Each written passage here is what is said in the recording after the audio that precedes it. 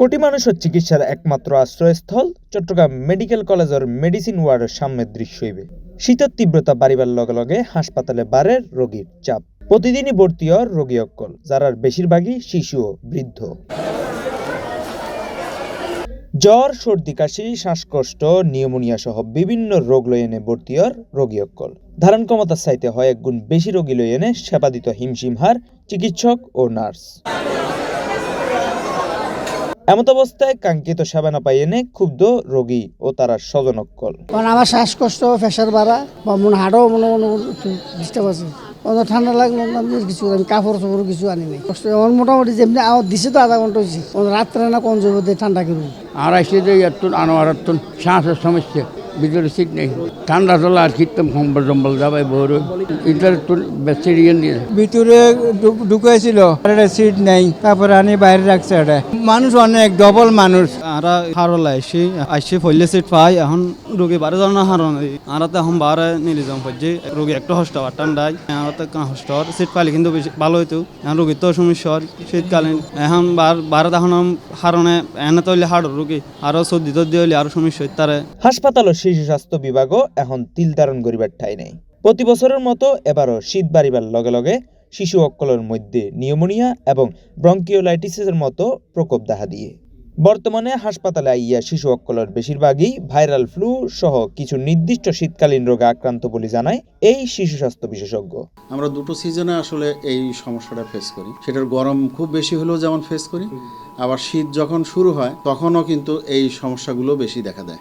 গত শীতকালের তুলনায় এই শীতকালে কিন্তু বেশি বাচ্চারা এফেক্টেড হচ্ছে। আমরা সাধারণত সর্দি কাশি বলতে যে রোগটাই বুঝি সেটা ফ্লু। বাচ্চারা হচ্ছে যে আপনার এই সমস্ত রোগেই বেশি আক্রান্ত হচ্ছে। আবার এইটা আবার বেড়ে যেও আমরা পাচ্ছি সেটাকে আমরা মেডিকেলের ভাষায় ব্রঙ্কোলাইটিস বলি। আর একটা পাশাপাশি যেটা পাচ্ছি নিউমোনিয়ার প্রকোপও কিন্তু আমরা এখন ইদানিং আগের তুলনায় বেশি পাচ্ছি। আসলে ফ্লু এবং ব্রঙ্কোলাইটিস যে সমস্যাগুলো সেটা আসলে এটা ভাইরাস জনিত কারণেই হয়ে থাকে। তো এখন ভাইরাস জনিত কারণে হলে এটার সাথে অ্যান্টিবায়োটিকের আসলে সম্পর্ক একদমই নাই। ফ্লুতে তো একদমই নাই, কারণ সর্দি কাশি হচ্ছে আমরা সাধারণত সর্দি কাশির নর্মাল যে ম্যানেজমেন্টটুকু দেওয়া দরকার সেটা আমরা দিয়ে থাকি। যেমন বাচ্চাদের বেশিরভাগ ক্ষেত্রে নাক বন্ধ থাকছে, সর্দি লাগছে, আমরা নর্মাল স্যালাইন পানি সেটা বারবার দিতে বলি। কোনো মা দেখা যাচ্ছে যে এটা দিতেও ভয় পায়, দিনে 3 বা 2 বার দিচ্ছে, অথচ প্রতি ঘন্টায় ঘন্টায় এটা দেওয়া যায়। নাকটা বন্ধ থাকছে যার কারণে কিন্তু বাচ্চা খেতে পাচ্ছে না। হ্যাঁ, বুকের দুধ খেতে যাচ্ছে, নাক বন্ধ, তোর তখন শ্বাসকষ্টটা ও ফেস করছে বেশি। আবার এই ব্রঙ্কোলাইটিস যখন এটা হচ্ছে, ব্রঙ্কোলাইটিসের ক্ষেত্রে ওর শ্বাসকষ্ট বেশি হচ্ছে। আমরা সেই ক্ষেত্রে দেখা যাচ্ছে যে বাচ্চাদেরকে বাসায় আমরা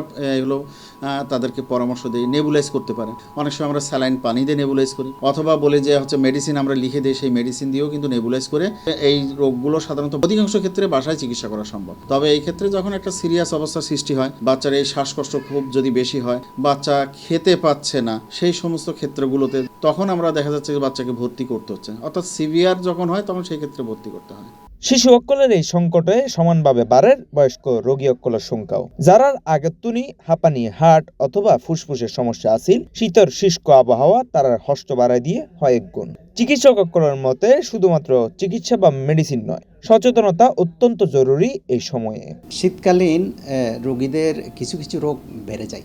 এর মধ্যে কিছু রোগ অ্যালার্জির রোগ, বাচ্চাদের কিছু ঠান্ডাজনিত রোগ, ভাইরাস জনিত কিছু রোগ, এগুলো অনেক বেড়ে যায়। মাঝখানে অনেক শীত পড়ছিল, তখনও রোগীর চাপ, বিশেষ করে বাচ্চাদের ক্ষেত্রে চাপটা বাড়ে। আবার যাদের আগে থেকে রেসপিরেটরি ডিজিজ, মানে শ্বাসকষ্ট আগে থেকেই আছে, মানে লাংয়ের ডিজিজ, ফুসফুসের ডিজিজ আগে থেকেই আছে, তাদের ঠান্ডাজনিত রোগটা বেড়ে যায়। বিশেষ করে যারা স্মোকার, তাদেরও কিন্তু এই ঠান্ডাজনিত রোগটা বাড়ে।